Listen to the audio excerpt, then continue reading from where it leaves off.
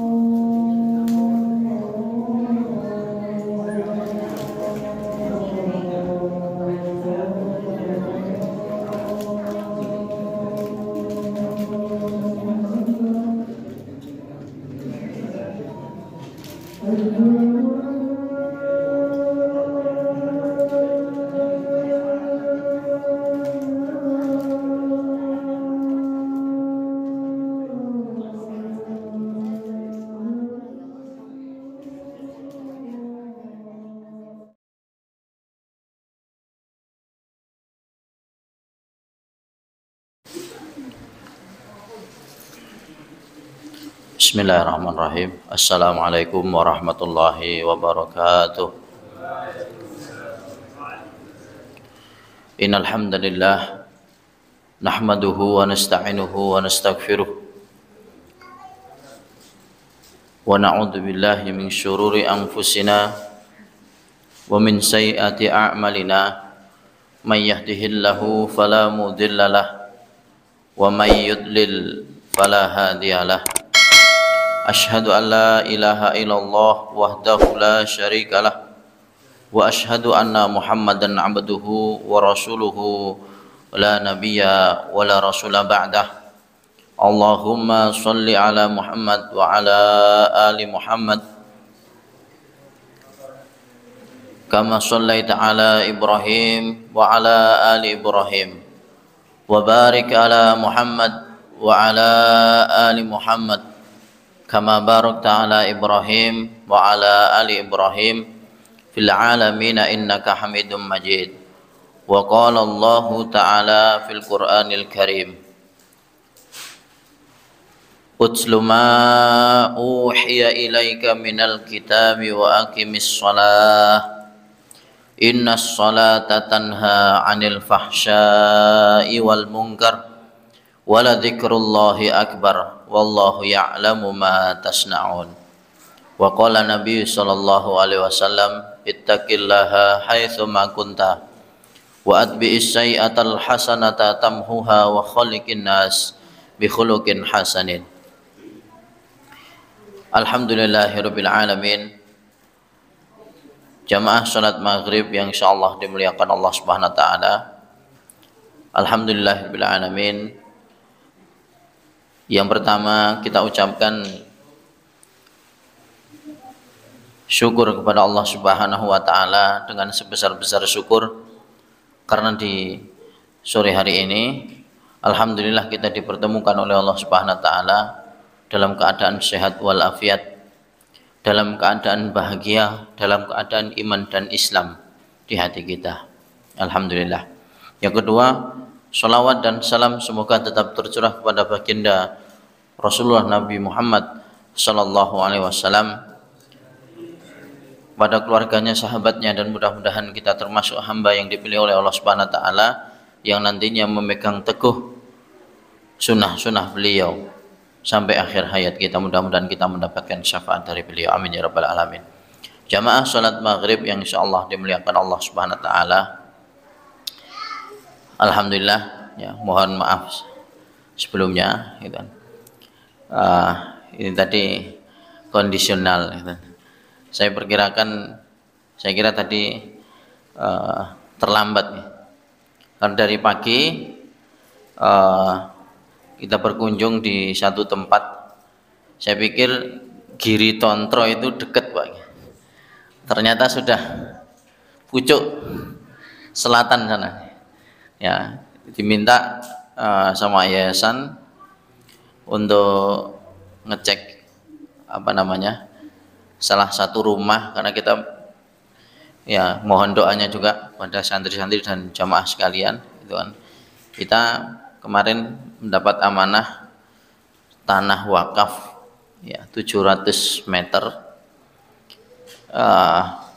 tanah kosong kebun gitu kan. Belum ada apa-apanya gitu kan. Nah, ini bismillah kita garap dengan nuansa apa namanya Jawa.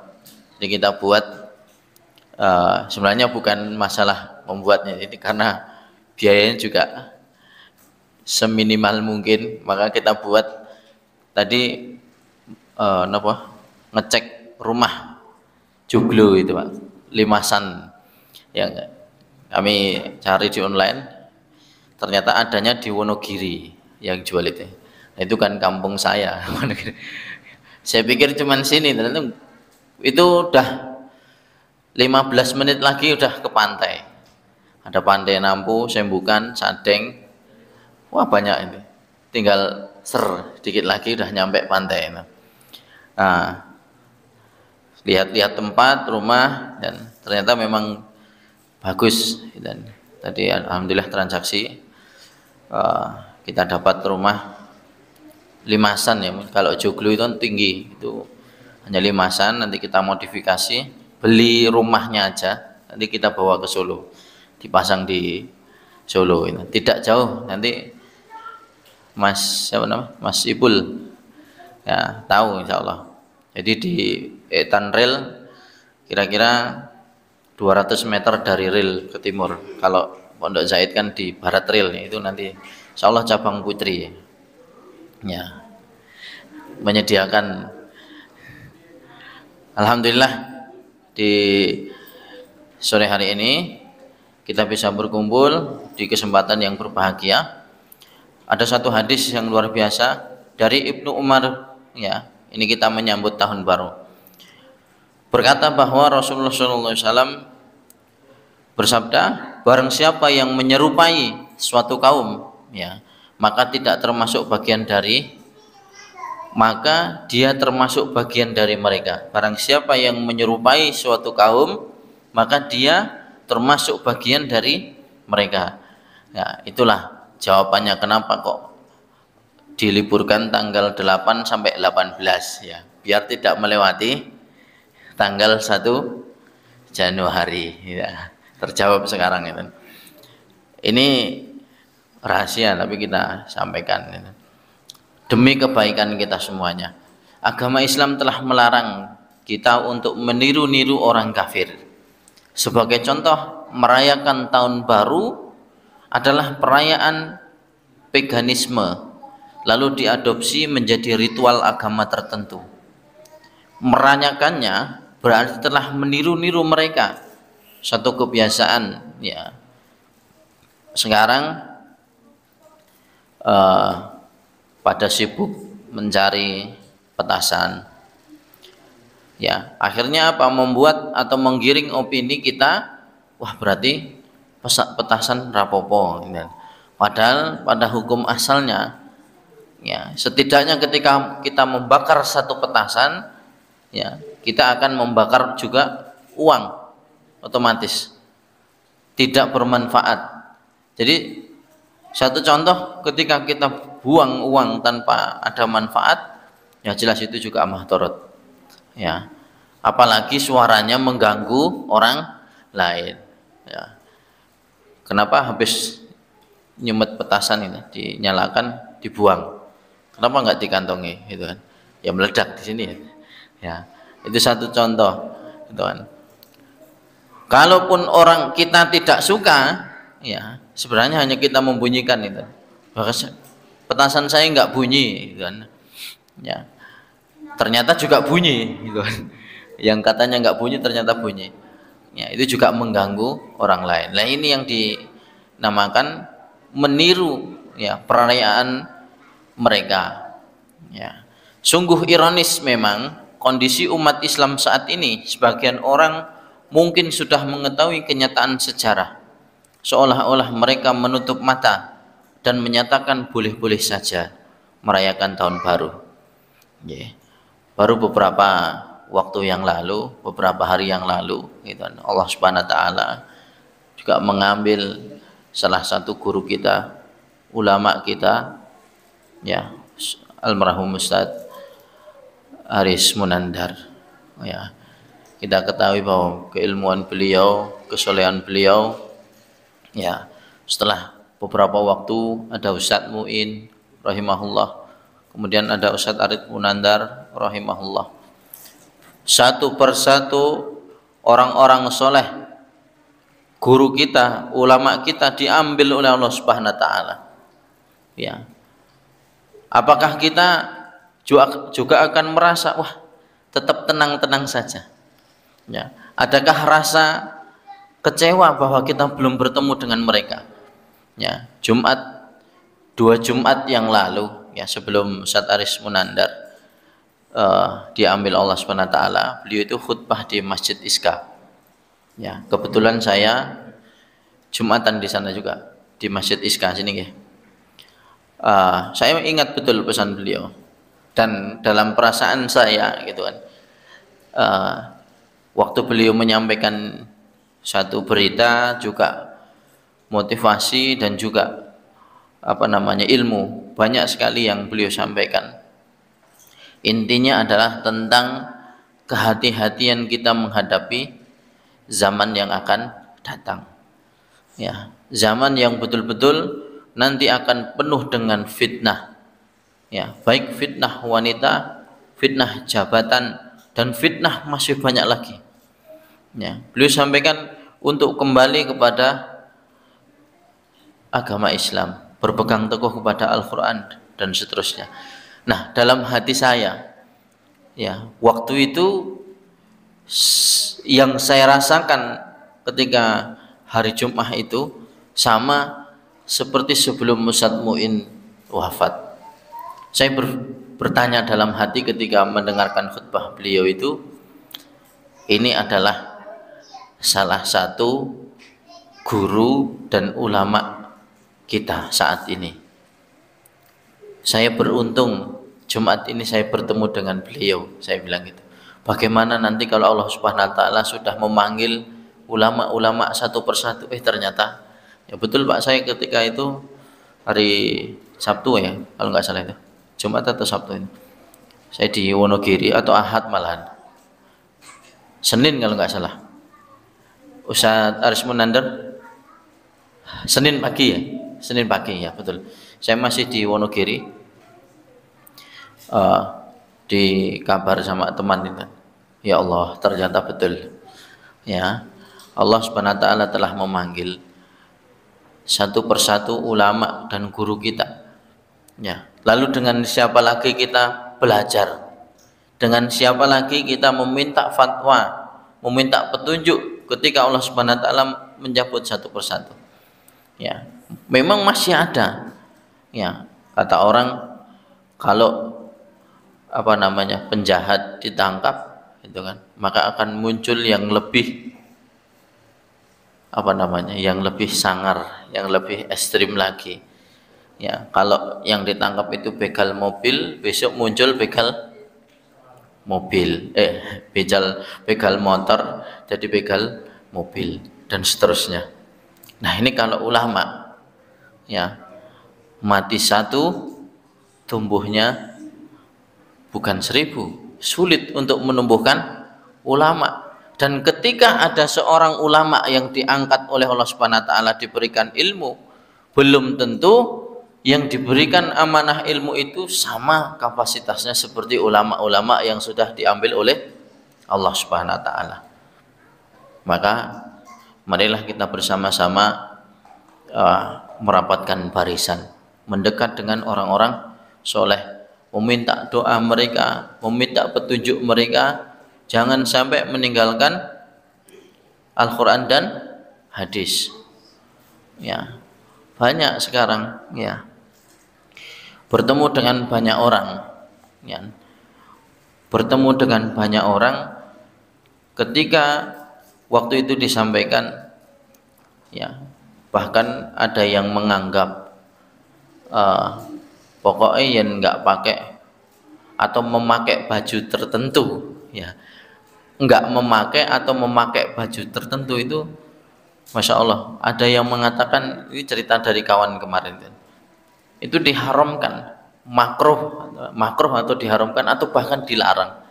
Nah ini bagaimana? Nah, ini jamaah yang insya Allah dimuliakan Allah Subhanahu Wa Taala. Betul dari hadis-hadis Rasulullah yang kita cermati, yang pernah disampaikan oleh Rasulullah bahkan jauh sebelum zaman kita. Besok ketika kalian datang pada suatu zaman, ya, yaitu terlihat dari pemimpin-pemimpin kita, ya, terlihat dari pemimpin-pemimpin atau penguasa-penguasa kita. Kalau penguasa-penguasanya itu betul-betul tidak taat kepada Allah Subhanahu Wa Taala, maka akan tandanya adalah semakin banyak orang yang bermaksiat. Ya, sekarang gempa bumi dianggap berlalu saja, gitu. Bahkan ada gempa bumi atau gerhana bulan, gitu. Difoto, diabadikan. Ya, alhamdulillah malam ini saya bisa menyaksikan gerhana bulan total. Gempa bumi juga gitu, ya. Bahkan sama sekali sudah hilang rasa takut di dalam hati. Padahal Allah Subhanahu Wa Taala mendatangkan gempa bumi, mendatangkan bencana alam itu untuk menguji hambanya agar kembali kepada Allah Subhanahu Wa Taala, mengingatkan orang-orang yang belok jalannya atau membangkang syariat untuk kembali kepada Allah Subhanahu Wa Taala. Tapi sekarang itu kan malah selfie, gitu kan, memberikan apa namanya makanan, memberikan ini, difoto dulu, dipamerkan dengan harapan mereka dapat pujian karena simpatismenya dengan orang-orang yang terkena bencana alam, ya. Dan juga banyak orang yang mengambil keuntungan ini dari relawan, teman-teman relawan, bahkan sampai mereka hanya bermodalkan foto-foto pembagian, ya, apa namanya, sembako, itu kan, mereka dapat untung banyak. Jadi ada yang betul-betul ketika ada bencana itu menolong, ada yang bermain di sana, ya. Na'udzubillah, padahal itu bantuan untuk orang-orang yang terkena bencana, masih ada orang yang bermain di sana, ya. Jamaah yang insya Allah dimuliakan Allah Subhanahu Wa Taala, inilah zaman yang disebut dengan zaman fitnah, ya. Tidak usah keluar jauh-jauh, dari sini pun kita bisa melihat fitnah, ya.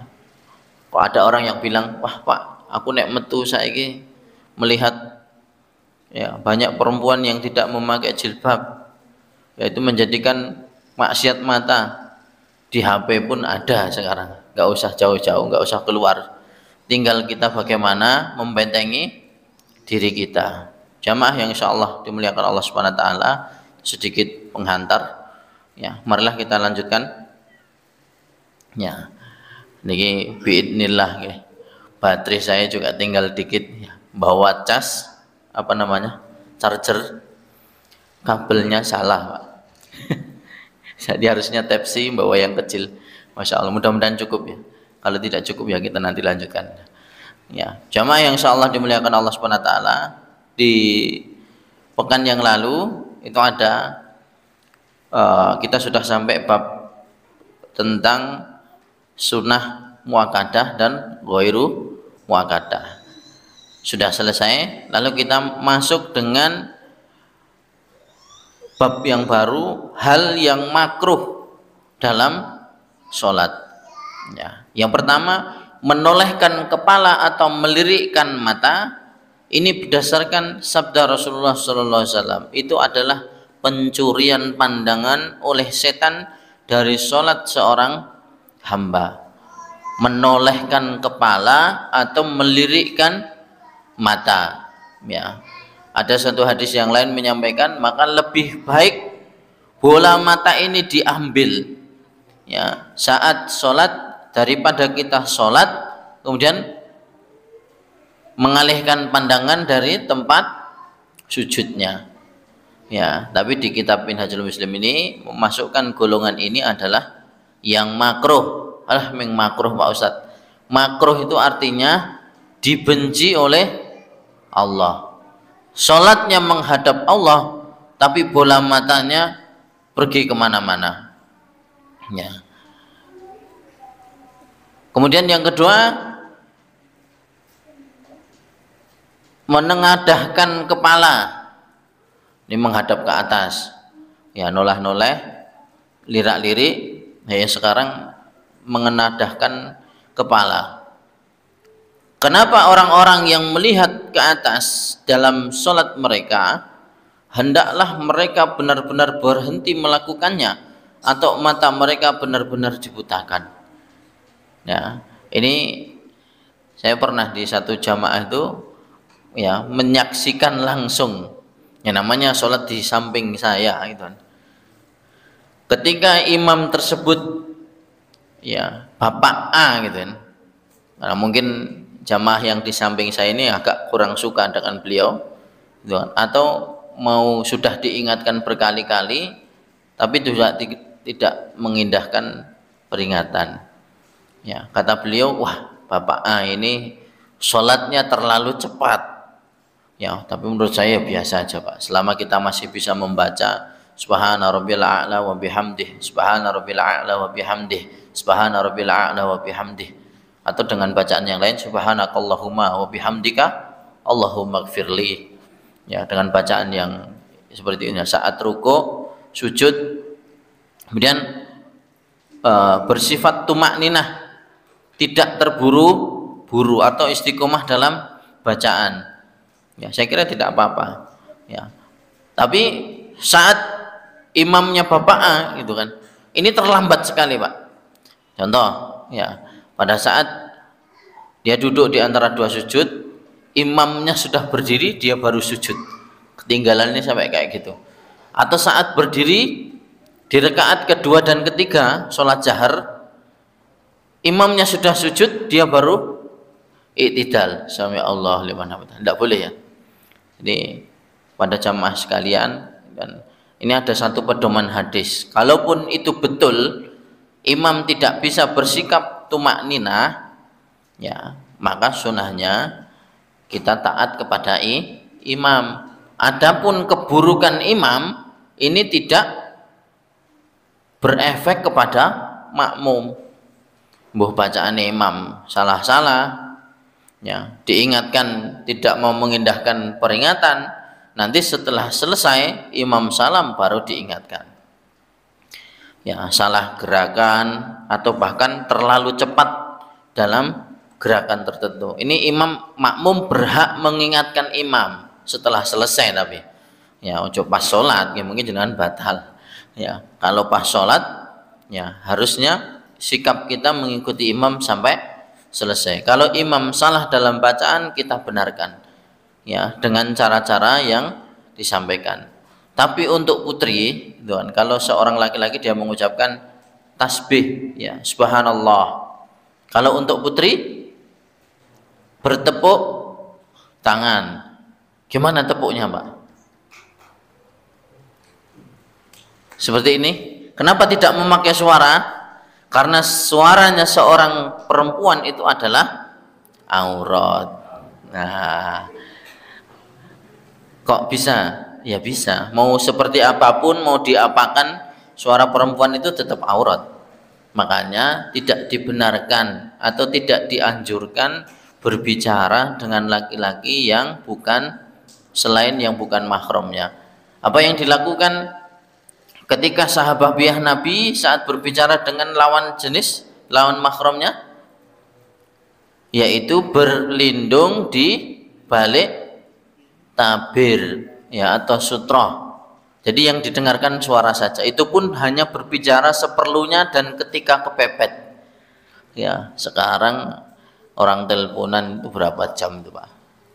2 jam, ya, 3 jam, setengah dino teleponan, ora kupinge panas gitu. Ya, ini bagaimana ini masuknya? Ya sama, dia mendengarkan suara perempuan, ya, berdosa. Akhirnya apa? Ya, HP-nya pamit Pak. Jelas. Ya, ketika kita mendengarkan suara perempuan yang bukan mahramnya, maka itu akan tergiring ya bermaksiat hati. Ya, akhirnya yang dibayangkan adalah perempuan-perempuan yang lain, kalaupun dia sudah punya suami. Ya, jamaah yang insya Allah dimuliakan Allah Subhanahu Wa Taala, dalam bab sholat, ya, tentunya banyak sekali aturan yang dituliskan dalam syariat. Ya, tergantung juga yang dituliskan, termasuk juga yang dituliskan di dalam kitab Minhajul Muslim. Saking hati-hatinya kita sholat, bahkan betul-betul Nabi Muhammad SAW itu mengatur dalam setiap gerakannya. Ya, contoh ketika gerakan takbiratul ihram. Ya, Nabi SAW ya itu pernah meriwayatkan, bahkan sampai ketika takbiratul ihram, ya, Nabi pun melihat jamaahnya. Ya, jangan sampai ada salah satu sahabat mereka, ya, sahabat Nabi Muhammad SAW yang ketinggalan takbiratul ihram. Sekarang ketinggalan takbiratul ihram itu kayaknya sudah biasa, gitu. Nah, imam ngenteni jamaahnya, nanti malah yang ditunggu-tunggu tidak datang-datang. Ya, yang ditunggu-tunggu tidak datang-datang. Wah, ini imamnya biasanya suwi. Jadi berangkat dari rumah juga disuwek-suwek nih, Pak. Ya, biasanya imam, ya kalau di pondok itu gitu, wah imamnya siapa ini?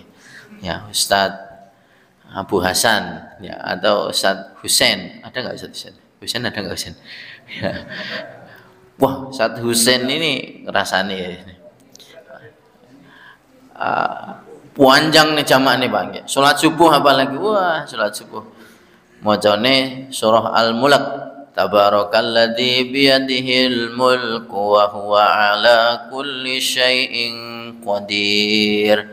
Terus wah udune disuwek-suwekne gitu kan. Wah santri gitu ah. Ya. Tapi pas ketemu maghrib ya jamaahnya bacaannya pendek. Maka ini yang terlintas juga dalam takbiratul ihram, maka itu sebuah keutamaan sebenarnya. Sebuah keutamaan. Ya, jangan sampai tertinggal, ya. Atau bahkan ketika orang tertinggal jamaah, itu nantinya akan apa namanya? Hatinya akan terasa tidak tenang. Saya pernah bertanya tentang sholat dan takbiratul ihram. Saat itu ada kajian di apa namanya? Membahas tentang malam Lailatul Qadar, Pak. Saya bertanya,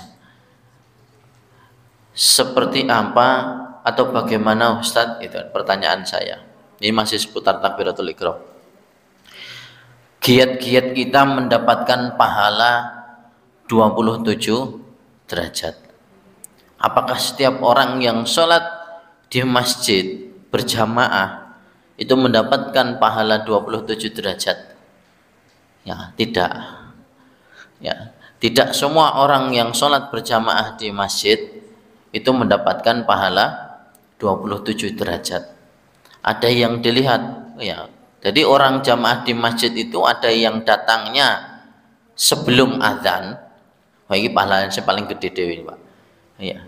Ada yang datangnya sebelum azan, wongi menyiapkan tempat untuk sholat. Jadi sebelum orang-orang datang, saat turunnya azan sudah datang dulu ke masjidnya, Buse. Ya, ini golongan ini yang istimewa dalam sholat. Ya, golongan orang ini yang istimewa, tentunya dia yang mendapatkan pahala 27 derajat. Ya, kemudian syukur-syukur setelah mempersiapkan, dia mendengarkan azan, menunggu waktu azan, dia juga azan. Ini sama yang dilakukan seperti Bilal bin Rabah. Bilal bin Rabah dan Rasulullah SAW ini saling mengikatkan dalam sebuah sirahnya. Ketika Nabi SAW bangun lebih dulu, maka yang dicari pertama kali adalah Bilal. Ya, kalau Bilal yang bangun lebih dulu sebelum Rasulullah, ya Rasulullah Bilal mencari Rasulullah. Mana Rasulullah untuk dipanggil untuk mengerjakan sholat. Diajak bersama-sama untuk pergi ke masjid. Ini sahabat ini luar biasa. Jadi yang namanya ribat menunggu waktu sholat niku ora beradzan seharusnya. Di seluruh waktu di antara sholat yang satu dengan sholat yang lain. Hatinya tergantung, Pak. Nah, ini yang mendapatkan pahala 27 derajat. Ya. Plusnya apa ya? Mempersiapkan ya, gelari karpet, nyaponi karpet masjid. Ya. Adzan sebelum adzan datang, syukur-syukur biasanya ini pun setel, Pak. Ya. Biasanya pun setel.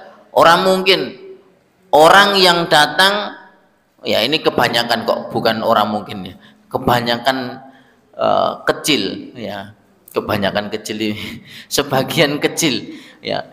Tidak mungkin orang yang datangnya itu iqomah, dia akan mempersiapkan masjid, sangat sedikit sekali ya. Jadi ono wong datang sholat berjamaah di masjid, kok datangnya setelah iqomah, lah kapan mau nyiapkan ya tempatnya. Nah, makanya saya sampaikan dia diawali dari datang sebelum adzan, sudah membersihkan dulu, nanti menunggu waktu adzan dia biasanya sholat sunnah di sini ya, biasanya seperti itu. Kemudian saat adzan tiba dia pun yang mengumandangkan azan ya. Angel besok ada golongan orang-orang yang dipanggil oleh Allah Subhanahu wa taala lebih dulu, bahkan ini dimuliakan di akhirat kelak. Siapa mereka? Orang-orang yang ketika di dunia mendengar senantiasa terlebih dahulu mengumandangkan azan, besok dipanggil oleh Allah dulu. Jadi orang nganggo antri, Pak ya, yang lain ngantri, ini ekspres. Lah kok kowe diceluk dhisik? Oh ya aku dhisik azan terus. Sering mengumandangkan azan, tentunya pada waktunya, ora sak-sake. Dino adzan ya, orang wayahe bareng adzan ya, seneni wong gitu kan. Jadi bukan atas karena nopo-nopo, karena ini panggilan iman. Sulit, Pak ya, sulit ketika orang yang jarang adzan diminta untuk adzan dimanapun tempatnya dia enggan. Wah pergi, suara saya terlalu bagus untuk mengumandangkan azan ya. Wah alasannya aneh-aneh gitu kan. Wah saya baru batuk, Pak ya, serak. Tapi memang dimanapun dia selalu ini.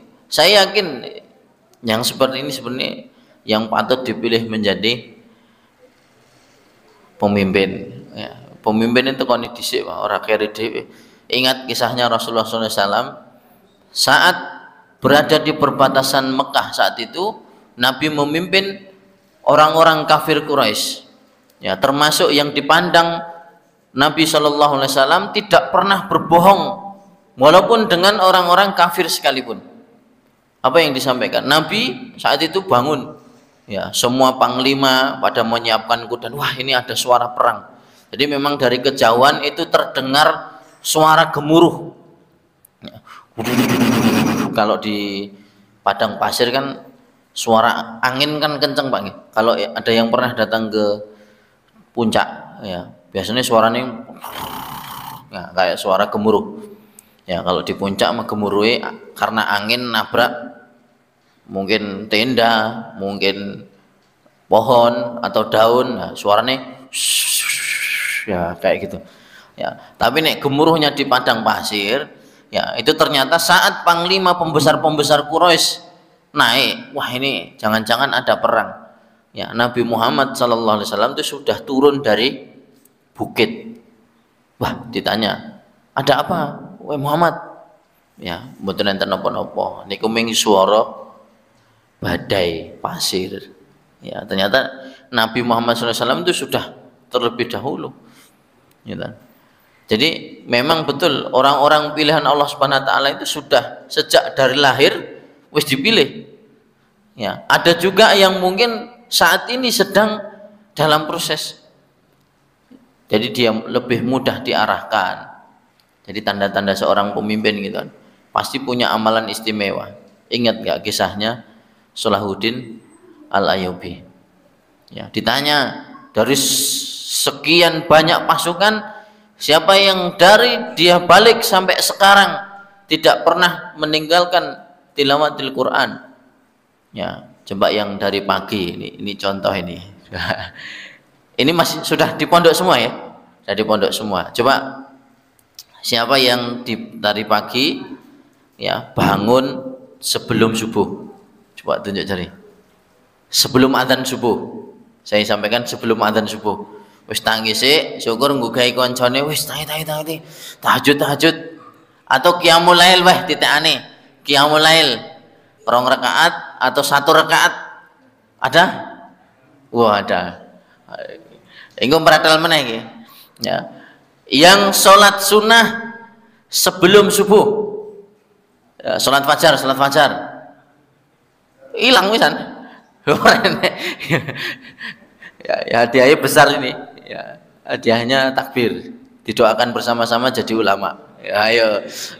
Ada yang sholat sunnah 2 rakaat sebelum subuh tadi? Wah, iki piye iki melempem iki. Lagi pertanyaan kedua ini padahal Salahuddin Al-Ayyubi ya. Pertanyaan sampai pertanyaan Nabi terakhir itu masih berdiri terus. Dari sekian banyak pasukan yang berdiri semuanya yang tidak termasuk duduk. Ini beliau ngadeg terus. Ini pertanyaan terberat ya. Setelah subuh, sholat subuh sih. Yang sholat subuh berjamaah di masjid bareng karo kancane pas waktune sholat subuh. Nah, ini pertanyaannya komplit. Arab ngacung. Ada? Wah, ada. Ya, alhamdulillah. Jadi banyak Pak. Sholat subuh enggak tadi? Sholat subuh di mana? Di asrama. Berjamaah enggak? Berjamaah dengan temennya. Berarti wong loro telat kabeh. Sholat subuh ning dhuwur, Pak. Ya. Waduh, aneh-aneh. Yang setelah sholat subuh napa? Zikir al-maksurat, baik panjang atau yang pendek. Ada? Ada. Ini kayaknya ada rangkaian wajib nih. Tilawatil Quran 1 juz. Wah. Ya, kalau pondok tahfidz ya standarnya 1 juz lah paling enggak. 1 juz atau kurang dari itu yang sing tilawah sak-sake. Murojaah ya terhitung ya yang membaca Quran. Ini kayaknya wajib ini baca Quran. Nah, yang lain-lain baru menyesuaikan. Perlu diketahui banyak orang yang di luar sana gitu. Orang yang mencari pendamping itu banyak Pak. Saya diceritai sama seorang kiai. Ya. Jangan pernah tertinggal atau meninggalkan sholat subuh. Bagi seorang laki-laki itu nanti menjadi menantu idaman. Sholat subuh telat, ya ampun. Ya. Jadi itu menjadi pengukur semua. Ya, perlu diketahui. Sholat maghrib gampang, sholat isya gampang, sholat zuhur gampang, sholat asar gampang, sholat subuh yang menjadi titik kekuatan sholat itu adalah sholat subuh. Nek sholat subuh wis berjamaah di masjid, insya Allah sing lain berjamaah. Ini nek sholat subuh telat, utawa malah sholat jamaah neng asrama mau. Sampai gayane sok. Aku sholat Pak, tapi neng asrama. Ya padha ae telat ya. Berarti sholat yang lain juga tidak beres. Ya. Tadi sholat maghribnya ketinggalan enggak? Enggak Pak, saya sholat berjamaah di masjid di awal waktu berjamaah. Wah, komplit. Sholat di awal waktu berjamaah di masjid. Komplit. Sholat apa itu? Maghrib. Akeh sing mboten gumun. Ya, sholat maghrib gampang. Sholat isya? Iya. Karena apa? Hari Kamis Pak. Saya ikut kajian. Wah ya bener aja. Dan mereka ora iso lunga. Coba di hari yang lain, ya masih enggak ikut ya jamaah. Ya, niki di jamaah insyaallah dimuliakan Allah Subhanahu wa taala. Betul, tantangan akhir zaman.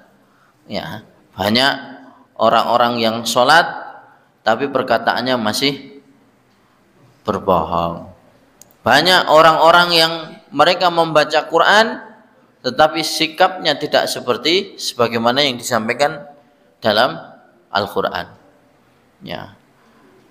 Masihkah kita akan terus-menerus mengikuti arus ya peradaban yang seperti ini? Ya, sekarang orangnya hidup tapi hatinya mati.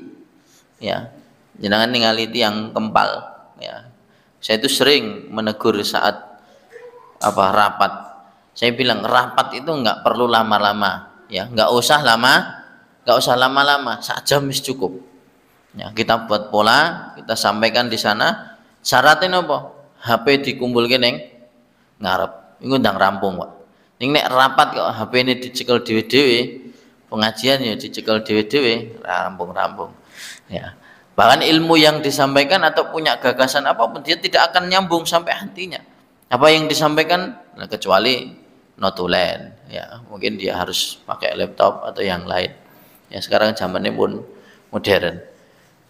Tapi nek kita akan terjebak oleh arus, ya 1 menit kemudian, ya terlambatnya pertamanya hanya 1 rakaat takbiratul ikram. Di hari berikutnya saya tambah napa saya tipis, malah terlambat 3 rakaat. Hari berikutnya lagi malah terlambat sholat. Ini piye gitu kan? Gara-gara takbiratul ikram. Kenapa Nabi SAW memberikan keutamaan saat takbiratul ikram? Meskipun ada hadis yang menyampaikan sebelum imam berdiri dari ruku, maka dia masih terhitung 1 rakaat. Jadi cek katut rakaat pertama. Ning nek sampai berdirinya imam dari ruku, dia sudah berarti ketinggalan 1 rakaat. Ya. Dan ruku sujud. Nah ini biasanya ya orang akan mulai mungkin di rakaat pertama dia khusyuk betul. Bismillahirrahmanirrahim, ya ta'awud. Ada sering yang dilupakan saat orang itu melakukan sholat, yaitu membaca ta'awud sebelum membaca surah Al-Fatihah. Itu penting. Ya. Wah, apa tenan, Pak? Iya betul.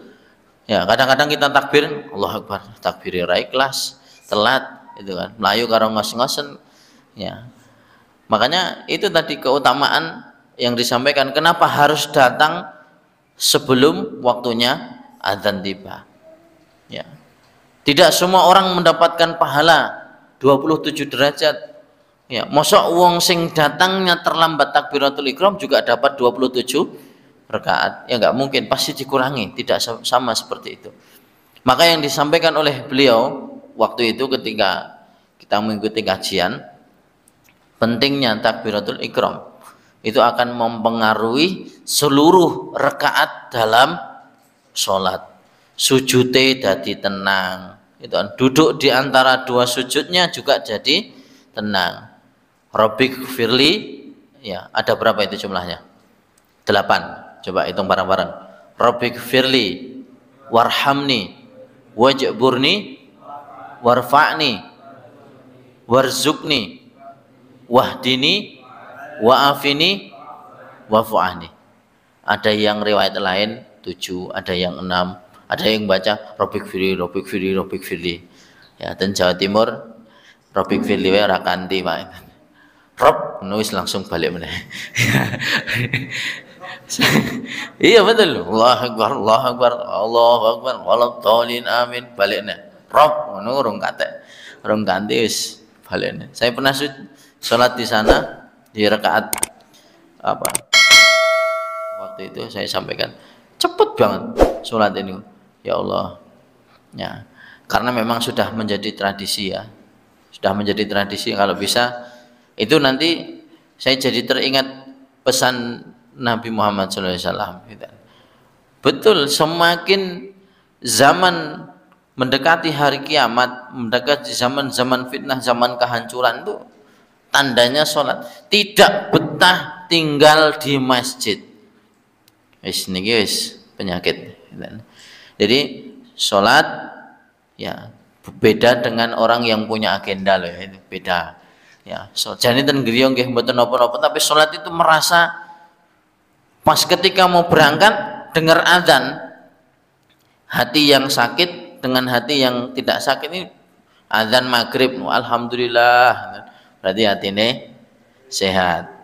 Ya krungu azan, nyemon toh, yang main azan nyebut gairung rampung, ini penyakit ini, sakit ini apa hatinya Pak. Jadi tidak hidup ya sebagaimana orang yang pertama kali mendengarkan azan. Kudune pas saat azan dikumandangkan Allahu Akbar, Allahu Akbar, alhamdulillah. Ora gur pas dina Senin Kamis tok, alhamdulillah. Buka puasa, alhamdulillah. Ini ya, gimana ini? Ya.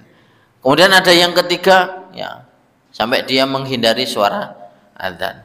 Padahal besok di akhirat ya, ada yang meminta, ya Allah bangunkanlah aku. Ya, berikan kesempatan hidup yang kedua, aku ingin mendengarkan suara adzan. Nyuwun kalih Allah. Ada yang meminta dibangunkan, pingin sholat berjamaah karena selama hidup di dunia waktu itu tidak pernah mengerjakan sholat berjamaah. Ya, ya sholat dewe sih mending Pak. Sholat jamaah ora, dewe ya ora, no woman. Ya, no woman Paul. Ya. Wis sholat jamaah ora, jane sholat jamaah itu diberikan satu keutamaan. Ora maca apa-apa wae wis diparingi selamat donya akhirat. Wis pokok melu mangkat imam takbir melu takbir, rukuk melu rukuk.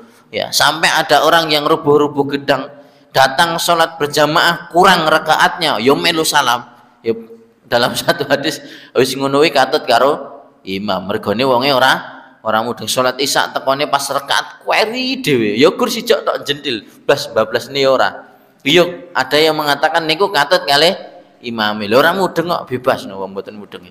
Ya, tidak ada hukum bagi orang yang tidak orang mudeng, ora apa-apa. Ya. Tapi ora selamanya ngono kuwi terus. Dan salat isya anggar pendak salat isya telat ae. Ya, panggah mriku imam pun salam ya melu ngguh brek wis dikiran wis kancane mulai ya iki salate ora ya tapi niate dari rumah kan dia mengerjakan salate kurang rakaate ya nambahi dhewe ya ini yo kebangetan nggih wis salate ora maca telat rakaate ora nambah wis bingung nggih malaikate jenar tak biji apa itu ya. Nek arep dimboloske wonge mlebu, ning nek arep diluluske kok kurang rakaate. Padha arep cah sekolah niku, Pak, gitu. Ape diluluske arep ora dikei biji kok ya ana tulisane. Ning nek dikei biji tulisane kok ya ora cetha. Ya. Maksudnya nulis soalnya meneh, Pak. Apa nulis dek wingi diparingi kunci jawaban ngoreksi. Iki jane tulisane apik tapi kok nulis soal meneh bingung ya kayak biji akhirnya loro bonusnya nulis ya mlebu tok lho Pak oleh bonus ya mosok malaikat mboten ngoten itu. Kita berdoa kepada Allah di setiap kekurangan sholat kita mudah-mudahan Allah Subhanahu wa taala memberikan ampunan ya memberikan kesempatan ditambal dengan sholat-sholat yang lain.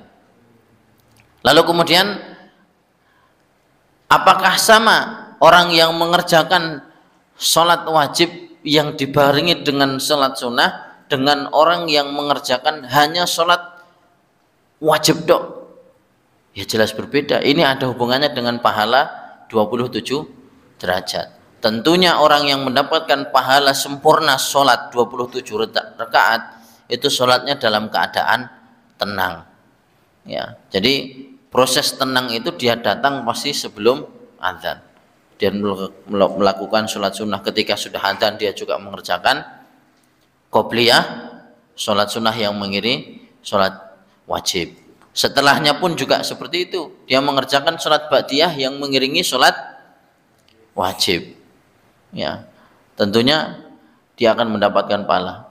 Kemudian rangkaian seperti itu pun teko sadurunge azan mempersiapkan diri sholat sunnah sampun sholat wajib tertib syukur-syukur jadi imam sholat ba'diyahnya sudah 27 derajat belum ya masih kurang satu lagi dia berzikir kepada Allah zikir setelah sholat itu kata Nabi ya penting, bahkan Nabi tidak boleh ditinggalkan walaupun zikir dengan kondisi berjalan ya. Nek ora sempet zikiran wiridan karo ya saat setelah selesai sholat, ketika dia pergi minimal dia pergi berjalan atau menaiki kendaraan dengan berzikir kepada Allah Subhanahu wa taala. Itulah pentingnya sehingga pahalanya sempurna.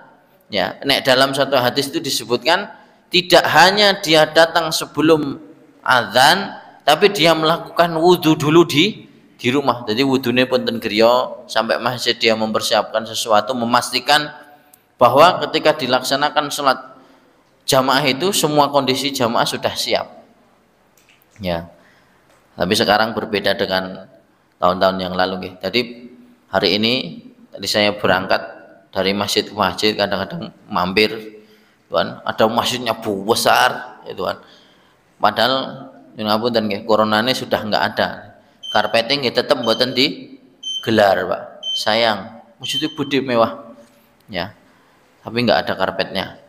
Ya, sekarang kan sudah nggak ada, insya Allah. Allah Subhanahu wa taala kita ini berkat doa-doa kita semuanya agar diberikan kemudahan oleh Allah Subhanahu wa taala sehingga betul-betul diparingi nikmat sholat ya.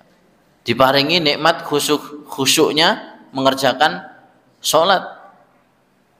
Orang kaya pas corona gitu sholatnya ado-adoan. Saya pernah Jumatan nih enek silange Pak ya, kula niku khotib Pak, mungkin nek mboten lenggah mriki kan lenggah pundi. Salat tenggen silang nile Pak. Ora oleh karepe. Kula gantikan khotib Pak. Oh nggih, barang ngerti khotib mboten sida. Lah niki silang, niki enek wonge, iki enek wonge. Lah kula nggoni silang, mergone cerak kalih mimbar. Waktu salat sunah, setelah salat sunah ditegur, Pak, niki mboten angsal tinggi, mergone disilang. Oh nggih. Ya. Jenengan gantosi khotib mawon, kula tak wasul. Guyon. Wah, jenengan sing ganti niki. Mboten mboten napa-napa. Nggih. Aneh-aneh wae. Ya, nek nganggone salat ra oleh, tapi nek ganteni khotib tetep ra gelem. Masane gampang ganteni khotib. Apa meneh dadakan, Pak. Ya, saya sering Pak, niki jam 11:04. Longgar wekdalipun, longgar. Ya. Kula nggih bar siap-siap ajeng mangkat jam. Mengki teng masjid Sarmat Pak. Anu khotibe niki mboten mlampah, jenengan mengki ganten. Emang penak ganteni. Ya, kalau jam 10 ditelepon saged siap-siap nggih. Ya, jam 11:04, seperempat meneh padahal tinggu perjalanan Pak niku. Jadi siap-siape karo ning nggon motor. Innallaha ma'as-sabirin. Wis kuwi ya sing sampene. Ya, ya ini tantangan dakwah di ya zaman sekarang. Ya. Ini mohon maaf sebesar-besarnya pada semua jamaah karena kurang persiapan saya tadi, karena perjalanan dari pagi saya pikir Wonogiri mriku Pak, saya pikir kota sak jam seret-seret ngenten sampai ternyata Giri Tontro, walah lah ya, lereng pun krungu ombak segoro nih Pak. Wah lagi gitu di pantai ya, tapi nggak ke pantai, mengecek rumahnya tok ya. Alhamdulillah pun kena angin pantai tadi, kerasa refreshing sithik. Walaupun boyok nggih rada Sulaya. Nyopiri nggih jauh juga tadi. Saya pikir dekatnya. Terima kasih. Mohon maaf atas segala khilaf dan kekurangannya. Billahi taufik wal hidayah. Wa akhiran kita akhiri dengan hamdalah dan doa akhir majelis. Alhamdulillahirabbil alamin. Subhanakallahumma bihamdika asyhadu an la ilaha illa anta astaghfiruka wa atubu ilaik. Assalamualaikum warahmatullahi wabarakatuh.